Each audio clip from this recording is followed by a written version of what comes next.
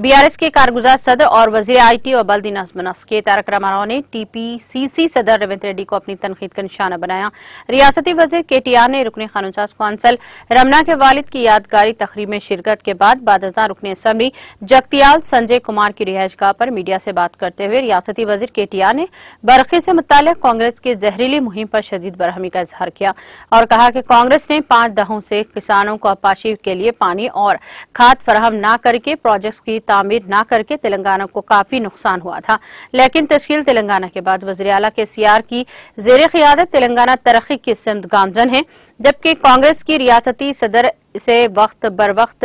बरखी के मामले पर बेशर्मी से काम कर रहे हैं, जो एक अफसोसनाक बात है। उन्होंने बिजली की फराहमी से मुताल्लिक़ रेवंत रेड्डी के तबसरों पर रियासत के सरकर्दा कायदीन की जानिब से कोई रद्द अमल का इजहार न करे और इंतहाई अफसोसनाक और काबिल गौर है। केटीआर ने रेवंत रेड्डी से अपने बयानात वापस लेने और किसानों से गैर मशरूत माफी मांगने की मुतालबा किया है। उन्होंने कहा कि रियासत तेलंगाना में किसानों को फराहम की जाने वाली सहूलियात को देखकर क्या ये नजर नहीं आता कि हम महाराष्ट्र, कर्नाटक और तमिलनाडु के बड़े पैमाने पर किसान केसीआर की हिमायत कर रहे हैं। उन्होंने कहा कि रेवंत रेड्डी ज़राअत और मुफ्त बिजली के बारे में लाशऊरी की बातें कर रहे हैं।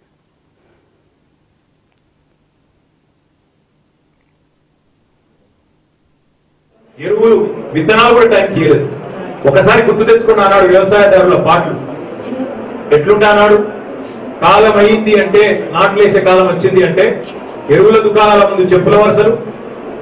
మన విత్తనాల దుకాణాల ముంగడ చెప్పుల క్యూలు। నేను చెప్పేది వాస్తవమా కాదా తెలంగాణ రైతన్నలు ఆలోచించాలని నేను విజ్ఞప్తి చేస్తా ఉన్నా। ఎండాకాలం వచ్చిందంటే ఎండిన వరి చేన్లు, ఎండిన మక్కంకులు, కరెంటు కోసం సబ్ స్టేషన్ల ముంగడ ధర్నాలు, సబ్ స్టేషన్లో పోయి అక్కడ ఉండే విద్యుత్ అధికారులను లోపలేసి అరలేసి గుల్లెం పెట్టి తర్వాత ఇదే పత్రికా మిత్రులు పోయి ఫోటోలు కొట్టి ఎన్నిసార్లు ఫోటోలు వేసిరో ఒకసారి యాద్ చేసుకోవాలని చెప్పి రైతులను